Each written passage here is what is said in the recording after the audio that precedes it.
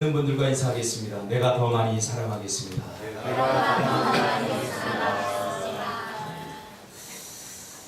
오늘 이 말씀 중심에서 염려의 강을 건너려면 이라는 제목으로 하나님 말씀 증거하겠습니다.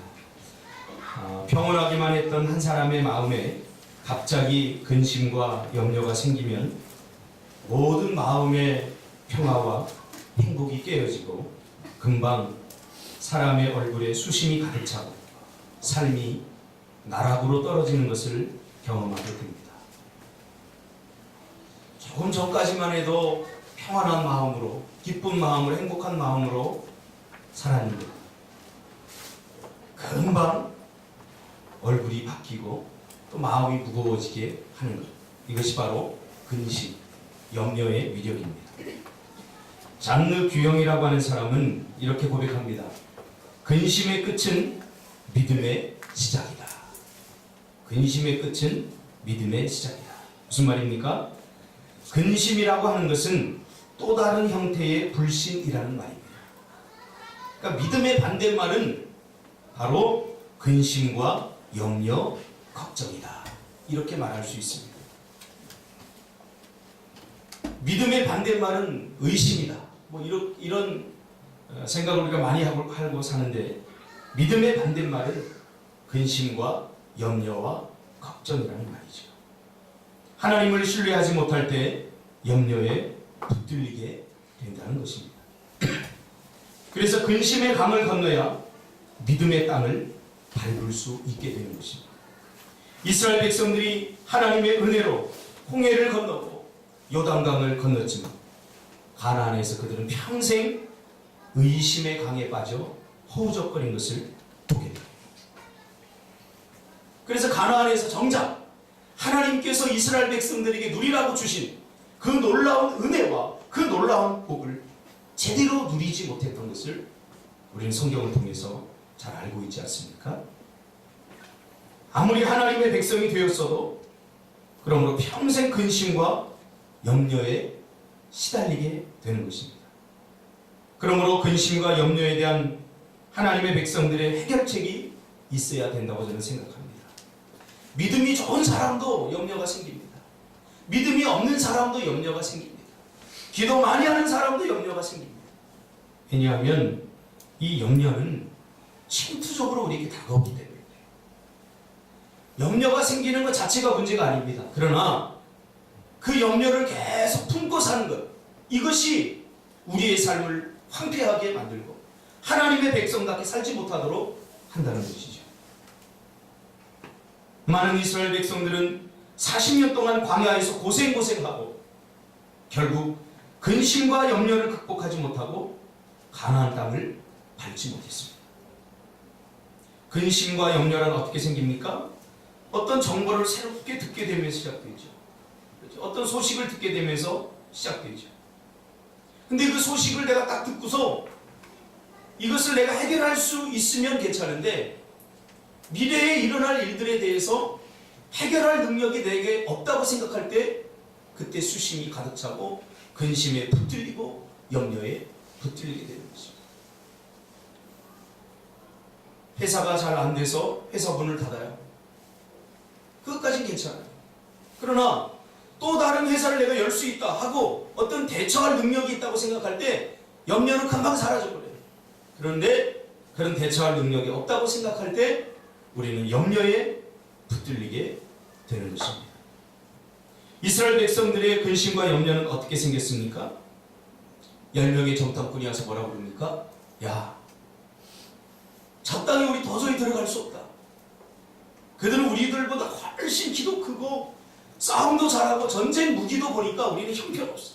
거기다가 거기는 견고한 성이 딱 버티고 있어서 그 가나안 땅, 하나님이 우리에게 약속으로 주셨다고 했지만 그거 다 거짓말이야. 절대로 그 땅에 우리 들어갈 수 없어. 그들에 비하면 우리는 메뚜기야. 그 땅은 축복의 땅이 아니라 우리를 삼키는 땅이야. 이 소식을 200만의 사람들이 듣게 됩니다. 40년 동안 그들은 오직 가나안 땅만을 바라보고 왔죠. 가나안에 가면 모든 것들이 다 해결될 것이라고 희망과 소망을 품고 왔는데 그 땅 앞에서 절망하게 되죠. 그 땅은 우리를 삼키는 땅이 될 것이다. 이 소식을 듣게 되자 200만의 사람들의 근심의 영, 염려의 영이 가득 차게 됩니다. 올 한 해를 제가 살아가면서 가장 고민하고 기도했던 것이 바로 하나님의 백성답게 사는 것입니다. 제가 설교 시간에도 늘 이야기했지 않습니까? 하나님의 백성 되는 것보다 더 중요한 것은 어떤 하나님의 백성이 되느냐, 이것이 중요합니다.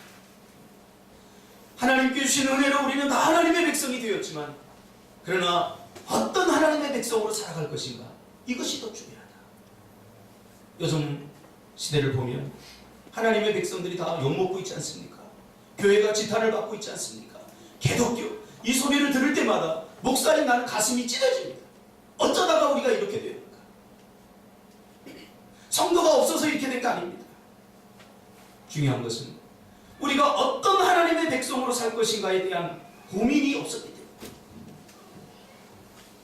올 한 해 제가 살아가면서 또 목회를 시작하면서 어떤 하나님의 백성으로 살아갈 것인가, 살아가는 우리 성도들을 어떤 믿음의 백성으로 훈련시키고 양육시키고 가나안의 복을 받아 누리게 할 것인가, 이것이 가장 저의 큰 숙제였고 그리고 앞으로도 목회의 큰 숙제입니다.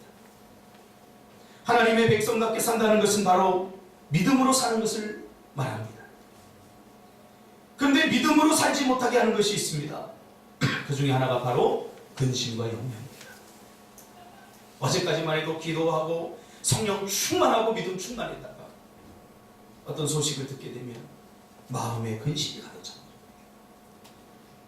기도할 때는 세상을 다 얻은 깔고 하나님 무슨 일이든 내가 다 하겠습니다 라고 고백했는데 그 소식을 듣고 나서 금방 기분이 우울해지고 금방 염려가 내 삶을 엄습하는 것을 저는 매일매일 경험했습니다.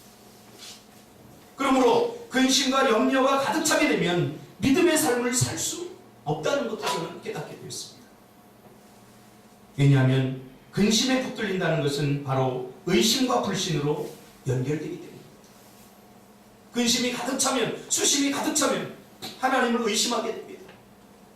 하나님의 약속을 의심하고 하나님께서 나를 보호하시고 지켜주시고 인도하여 주시는 것, 나는 그 약속을 자꾸 불신하게 됩니다. 정말요? 정말 그럴까요? 우리 은주도 많이 경험했죠?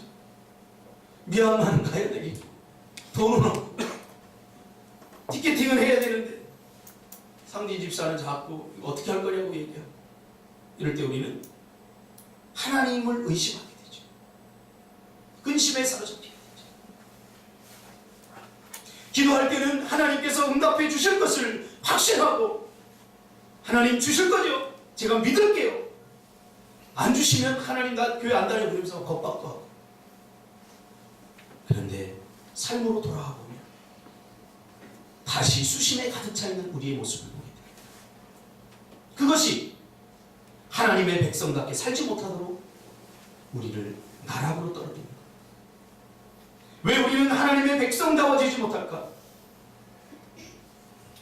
근심과 염려가 생겨서 그것에 붙들리게 되면 바람에 나는 겨처럼 내 마음이 흔들리게 됩니다. 흔들리죠. 바람에 나는 겨처럼 흔들리죠. 그 상태로는 절대로 하나님의 백성답게 살아갈 수 없는 것입니다. 여러분, 근심이 생기고 염려가 생기면 우리가 더 많이 기도해야 할 것 같지만 사실 그렇지 않습니다. 두 마음이 생기면 이 기도하고 싶은 마음도 별로 안 생겨요. 야고보 사도는 두 마음을 품은 자는 기도 응답 받을 것을 생각하지도 말라고 했습니다. 아주 우리의 마음을 정확하게 통찰하는 거죠. 그래서 근심에 붙들리다 보면 말씀에 의해서 움직이기보다는 근심에 붙들려서 움직이게 됩니다. 그래서 염려와 걱정이 생기면 예수 믿는 사람이나 믿지 않는 사람이나 비슷해집니다. 믿음이 좋은 사람이나 믿음이 없는 사람이나 이 염려에 붙들리게 되면 다 비슷해집니다. 염려에 붙들리게 되면 오늘 예수 믿은 사람이나 30년 예수 믿은 사람이나 목사나 평신도나 다 똑같아집니다. 이 염려에 붙들리면 그렇게 돼요. 안절부절하지 못하고 금방 우울해지고 조급해지고 잠도 잘 안 오고 신경이 예민해지고 그래서 마음의 평안이 금방 떠나가고 지옥을 경험하게 됩니다. 그러면서 하나님의 백성다움이 상실이 됩니다. 저는 오랫동안 사람들의 염려와 문제를 해결해 주는 역할을 하는 상담을 해왔습니다. 저는 목회도 상담과 별반 다르지 않다고 생각합니다. 염려와 근심으로 무너져버린 삶을 회복시키고 다시 일으켜 세워 결국은 하나님의 백성답게 살아가게 하는 것. 이것이 저는 목회라고 생각합니다. 저도 올 한 해를 이렇게 쭉 돌아보면 목회 7년을 지난 7년을 돌아보면 참 내가 목사인가 싶을 정도로 근심과 염려가 떠날 날이 없었어요. 모든 것이 다 염려. 여러분들은 미얀마 갈 때 야 비행기 타는구나, 야 미얀마 가는구나 그러면서 기대하는 마음으로 준비하고 계획할지 모르죠. 저는 미얀마 선교 그러면 벌써 마음에 근심부터 들어요. 염려부터 생깁니다. 이번에도 비행기 값을 구해야 되는데 어떻게 구할까? 우리 아이들은 어떻게 구할까? 누군 또 가야 되는데 또 못 가면 어떻게 할까? 미얀마 땅이 이 듣는 순간부터 이 마음이 떨리고 잠이 잘 안 오고 그러면 성경은 염려의 문제에 어떻게 반응하라고 말할까요? 하나님의 백성들의 삶의 모든 해답은 항상 성경에 있기에 우리는 성경 말씀에서 해답을 찾아야 됩니다. 염려가 생기면 절대 사람들 찾아다니지 마세요. 왜? 성경에 모든 답이 다 있어요. 특별히 마태복음 5장부터 우리가 염려를 더함으로 키를 한 자나 더 할 수 있느냐? 그러면서 주님께서 분명히 말씀하고 있지 않습니까? 특히 예수님의 수제자였던 베드로는 정말 근심과 염려의 아이콘이었습니다. 그를 보면 근심과 염려도 습관이라는 생각이 들 정도입니다. 여러분, 근심과 염려는 습관입니다. 어떤 소식을 듣게 되면 야 이거 하나님께 기도하면 되겠구나 이런 마음보다는 벌써 마음이 무거워지고 또 마음이 우울해지면 이게 내가 근심 습관, 염려 습관이 돼버린 거예요. 이미. 심지어 베드로는 주님과 함께 있을 때도 늘 염려와 근심으로 가득 차 있었습니다. 그래서 베드로의 또 다른 별명은 염려쟁이, 근심쟁이. 그런데 그가 핍박으로 인해 수심이 가득한 이 초대교회 성도들을 향해서 근심 해결책을 말해주고 있습니다. 초대교회 성도들이 얼마나 힘들었습니까? 얼마나 힘겨운 삶을 지금 살고 있습니까? 핍박과 밖으로는 핍박과 고난과 또 안으로는 먹고 사는 문제들 우리의 삶과 별반 다르지 않습니다. 예수 믿는다는 것이 오늘 이 시대에서 그렇게 행복하고 또 그렇게 자부심 있는 일만은 아닙니다. 때로는 뜨거운 감자처럼 느껴질 때가 있지 않습니까? 예수 믿기 때문에 누리지 못하는 것, 예수 믿기 때문에 즐기지 못하는 것, 예수 믿기 때문에 손해보고 피해봐야 되는 것 얼마나 여러분 열광은 많습니까? 아마 이 초대교회는 그런 것들이 더 많았어요. 더 많았어요.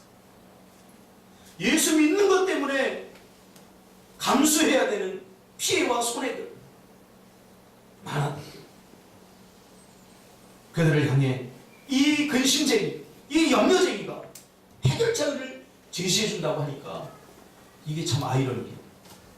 그동안 베드로에게 무슨 일이 있었던 것일까? 이 베드로의 고백에 의하면 근심과 염려는 절대 해결되지 않는다. 베드로도 이 근심의 문제, 침투적으로 다가오는 근심의 문제, 근심 안 하려고 해도 이 침투적으로 다가오기 때문에 마치 어느 날 가다가 화살을 갑자기 맞은 사람처럼 근심의 급습을 당합니다. 근심의 습격을 당하는 거죠. 저도 그래요. 이렇게 자다가도 괜히 불안해질 때가 있어요.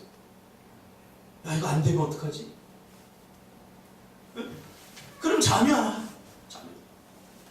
왜? 근심의 습격을 당하기 때문에. 밤잠 자다가 근심의 습격을 당하고, 또 어떤 날은 어떤 사람의 말을 듣고 또 근심의 습격을 당합니다. 베드로에 의하면 근심과 염려는 절대로 해결할 수 없다. 그럼 어떻게 됩니까? 이제 우리는 평생 근심을 끌어안고 근심에 붙들려서 하나님의 백성은 세상을 이겼다라고 말하고 믿음으로 용기 있게 살아갈 수 있다고 말하는데, 마음 한 구석에서는 여전히 근심이 가득 찬 마음으로 이제 그렇게 살아야 됩니까? 아닙니다. 오늘 본문에서 베드로는 아주 명쾌하게 근심 해결법을 우리에게 소개하고 있습니다. 근심과 염려는 인간이 절대로 해결할 수 있는 것이 아닙니다. 그러므로 하나님께 맡기라는 것입니다. 할렐루야. 내가 그것을 해결하려고 생각하고 고민하고 별짓을 다 해도 이 근심의 문제는 절대 해결할 수 없다는 거예요. 근심의 문제는 다만 하나님께 맡김으로 해결할 수 있다. 할렐루야. 아멘. 그래서 오늘 본문에서 뭐라고 합니까? 너희 염려를 다 주께 맡기라. 할렐루야. 아멘. 여기서 특히 은혜되는 말은 뭐냐면요, 다합니다. 다. 우리는 염려와 근심을 맡기긴 맡기는데 다 맡기진 않아요. 일부는 조금 남겨놔요. 근데 근심과 염려가 그 일부 맡기지 않은 그것 때문에 또 나에게 다가와요. 나를 무너뜨려요. 여러분, 내 인생 전체를 다 맡기시길 바랍니다. 아멘. 나를 다 맡기시길 바랍니다. 아멘. 뭐 맡기고 싶은 것만 맡기면 안 돼요. 맡기지 않았던 그것 때문에 내가 또 쓰러지게 돼요. 내 인생 전체를 하나님 앞에 다 맡기시길 바랍니다. 베드로는 그것을 깨달은 거죠. 그래서 오늘 너희 염려를 다 주께 맡기라. 할렐루야. 아멘. 야, 이게 얼마나 명쾌하죠. 내가 할 일 무엇인지 주님 분명히 말씀해 주고 있어요. 내가 할 일은 해결하려고 발버둥 치는 것이 아니라 내가 할 일은 주님께 다. 그러면 하나님은 해결해 주시는 거예요. 자, 내가 할 일은 하나님께 맡기는 거고 하나님이 하실 일은 해결해 주시는 거예요. 근데 이게 구분이 잘 안 되면 하나님과 나를 바꿔놓고 생각해요. 내가 해결하려고 하나님의 영역에 들어가 버려요. 나는 신이 아니기 때문에 그 근심의 무게를 내가 감당할 수 없게 되는 거죠. 그래서 우울해져요. 저도 목회를 7년 하면서 이게 다 내 마음대로 안 되더라고요. 이게 내 뜻대로 안 돼. 우리 인생 내 뜻대로 됩니까? 야, 우리 인생이 내 뜻대로 안 되는구나. 그것을 깨닫는 순간 우리가 영적으로 철이 들기 시작합니다. 이 영적으로 철이 들기 시작합니다. 내가 할 일은 해결하는 것이 아니라 주님께 맡기는 것. 해결하는 것은 하나님의 영역입니다. 베드로는 그것을 깨닫게 되는 거죠. 그래서 하나님께 맡기고 그는 인내했습니다. 그전에는 자기가 다 해결하려고 했어요. 주님 죽으신다고 그러니까 안 됩니다. 그래서 칼을 빼들고 막 휘둘고. 다른 사람 다 부인할지라도 나는 절대로 주님을 떠나지 않겠습니다. 실제로 그랬던 사람이에요. 그건 거짓말했던 사람이 아니에요. 실제로 그 마음 중심이 그랬어요. 주님을 향해서. 그는 행동의 사람, 열정의 사람, 열심 있는 사람, 독립적이고 주체적인 사람이었습니다. 근데 아이러니하게도 이런 사람들이 자주 절망하고 자주 쓰러지고 이런 사람일수록 근심과 걱정에 약하다는 사실. 왜요? 맡기지 않게 되냐. 맡기지 않게. 그런 그가 초대교회 성도들을 향해서 너희 염려를 다 주께 맡기라고 말합니다. 맡기다라는 말은 히브리어로는 꼴이라고 하는 말입니다. 꼴. 다 같이 꼴. 맡기다. 히브리어로 꼴이라는 말입니다.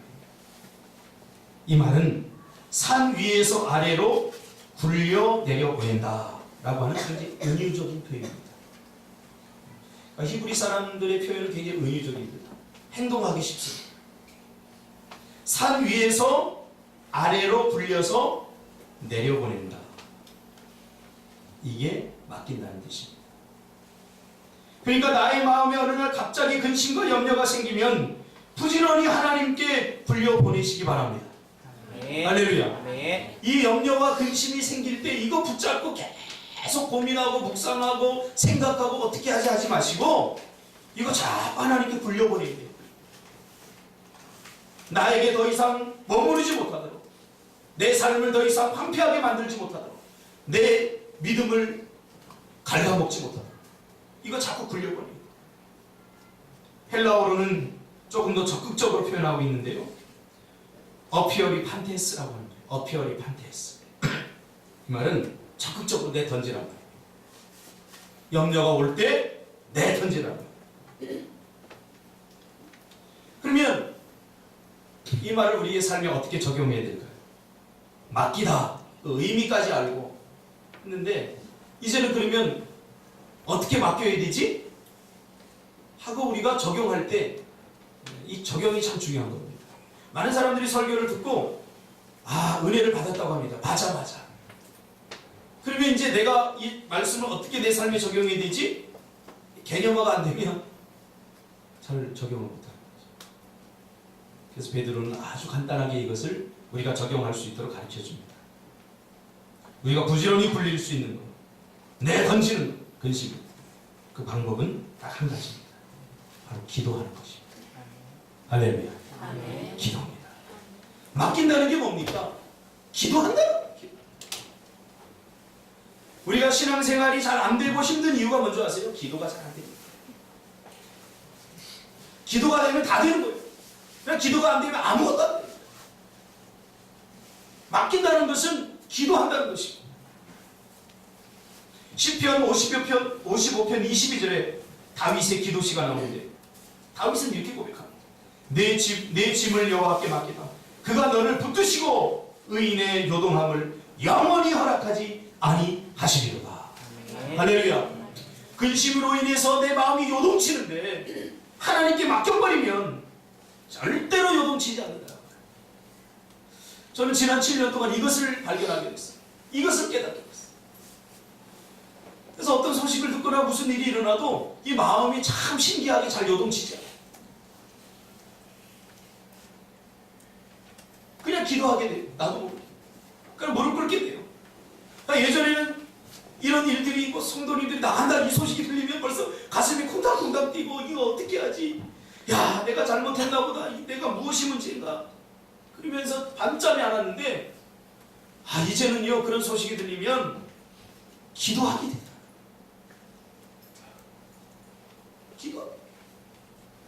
기도하면서 뭐가 생기냐? 믿음이 생겨요. 기도하면서 내 생각이 바뀌어요. 기도하면서 그 기도하는 시간에 내 미래가 달라져요. 할렐루야.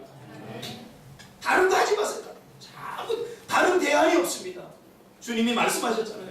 기도 외에는 이런 한 주가 나갈 수 없습니다. 제가 오죽했으면 What our pray 이렇게 해놓고서 기도시키겠습니까?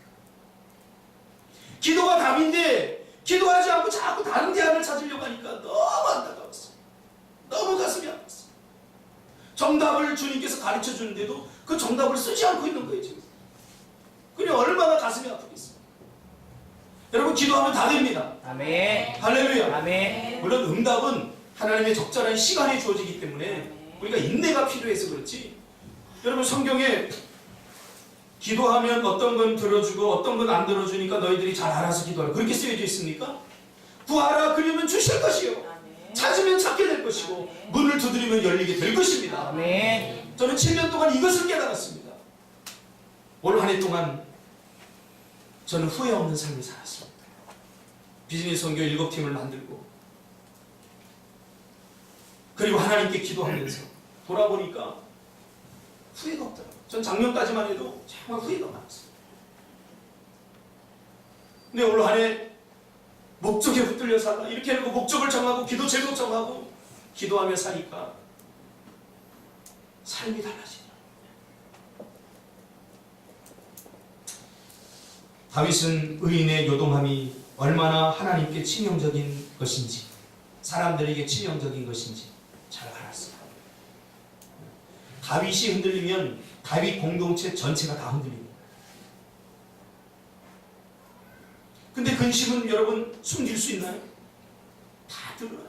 제가 조금 말 안 하고 이렇게 하고 있으면 우리 청년들이 목사님 무슨 염려 있으세요? 아니 아무 염려 없어. 내 인상이 워낙 더러워서 그래. 내가 좀 표정을 좀 관리를 안 하면요 화남도 같고 무섭다 그래요. 근데 이렇게 생각을 하다 보면 나도 모르게 이렇게 생각에 빠져 있다 보면 걱정하는 것처럼 느껴져요.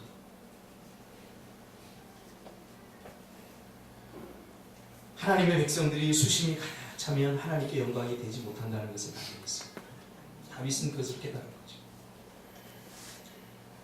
내가 여러 가지 일 때문에 근심 가득한 얼굴 우리 집에 들어가면 나만 근심에 차는 게 아니라 전부 다 제 눈치를 봅니다. 집사람은 심지어 철없는 예원이까지 저한테 막갑합니다. 우리 예원이는 아빠 빨리 죽었으면 좋겠다 막 이래요.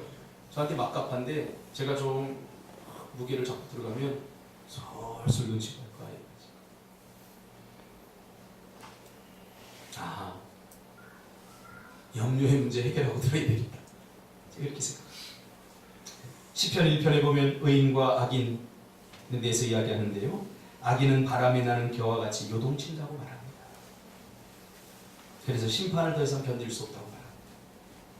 잠언 16장 3절에 보면 너의 행사를 여호와께 맡기라. 그리하면 내가 경영하는 것이 이루어지리라. 하나님은 자신의 모든 기업과 사업, 모든 범사를 맡기는 자에게 그것을 이루어 주신다고 약속해 주셨습니다. 할렐루야.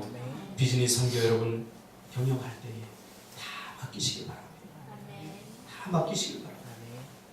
다 맡기고 내가 뭔가 하려고 그래 나는 기도하고 하나님께 맡기는 거야. 하나님 새로운 메뉴 개발하려고 하는데 하나님 머리가 잘 안 돌아요. 저는 집사람이 이제 사업터에 가서 이렇게 조금 서버를 해요. 이렇게 도와주면서 하면서 이번 주에도 그런 생각이 있어요. 제가 많이 도와줘부터 2시간, 3시간 이렇게 도와주는데, 야, 해안 집사가 그 메뉴 개발을 참 빨리 했다. 그래서 이걸 어떻게 했지? 참 신기하더라고요. 그 떡볶이 소스를 고춧가루 104g, 고추장 몇 그램 이렇게 해서 이걸 어떻게 했지?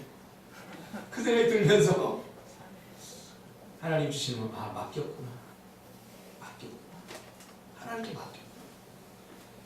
하필이면 102g도 아니고 고추가 왜 104g이야? 그러면 집사람하고 여보 한 102g 넣어볼까? 이러기도 하고 그렇지 100이면 100이지 왜 104g이야? 이러면서 그걸 하면서 이게 그냥 나온 게 아니구나. 106g도 아니고 100g도 아니고 104g이 나온 데는 다 이유가 있구나. 빌립보서 4장 6절에 보면 아무것도 염려하지 말고 다만 모든 일에 기도와 간구로 너희 구할 것을 감사함으로 하나님께 아뢰라. 그리하면 모든 지각에 뛰어난 하나님의 평강이 그리스도 예수 안에서 너희 마음과 생각을 지키시리라. 아멘. 여러분 어떤 염려가 여러분들 지금 괴롭히고 있습니까? 어떤 근심에 붙들려 있습니까? 주님 앞에 맡기시기 바랍니다. 아무 일도 일어나지 않습니다. 아멘. 염려의 강을 건너야 믿음의 땅을 밟을 수 있습니다. 얼마나 많은 하나님의 백성들이 염려의 강에 빠져서 허우적거리는지 모릅니다. 맡기려면 어린아이처럼 순수하고 단순히 됩니다. 너무 머리 좋으면 너무 비상하면 못 맡겨요. 자기 대안이 여전히 많기 때문에 단순하게 맡깁니다. 그래서 주님이 뭐라고 그랬죠? 누구든지 어린아이와 같지 않으면 천국에 들어갈 수 없다. 이것은 단순히 내가 죽어서 천국 간다는 이야기가 아니라 천국의 삶을 경험할 수 없다는 것도 포함됩니다. 그러니까 좀 머리 좋고 얕고 이런 사람들은 막 분석이 빠르고 이런 사람들은 행복할 것 같은데 절대 행복하지 못합니다. 제가 상담을 하는 사람들이 너무 잘 압니다. 누가 행복하냐? 좀 단순하고 우직한 사람. 이런 사람들이 머리 바쁘다는 거 절대 아닙니다. 무식하다는 거 절대 아닙니다. 그래서 신앙생활은 하나님께로 향해야 돼. 단순해져야 돼. 믿으라 그러면 믿으면 돼. 해라 그러면 그냥 하면 돼. 이걸 어떻게 하죠? 세나야 웃어. 그럼 저렇게 웃으면 돼. 근데 웃어 그러면 내가 지금까지 안 웃었었는데 웃으면 막 자존심도 상하고 막 별 생각이 다 들면 그때부터 복잡해지기 시작하는 거예요. 웃어라 그러면 웃으면 되는 거구나. 신앙생활은 절대 어렵지 않습니다. 하라 그러면 하면 되는 거예요. 새벽에 나오라 그러면 나오면 돼요. 누구든지 어린아이와 같이 아니하면 천국에 들어갈 수 없다. 우리 꿈틀교회 사랑하는 성도 여러분들 저는 사랑합니다. 할렐루야. 아멘. 여러분들 너무너무 사랑합니다. 그래서 여러분들이 수심에 가득 차지 않았으면 좋겠습니다. 염려를 굴려내시기 바랍니다. 아멘. 여러분의 기쁨이 나의 기쁨이고 여러분의 행복이 하나님의 행복입니다. 아멘. 기도하겠습니다. 주님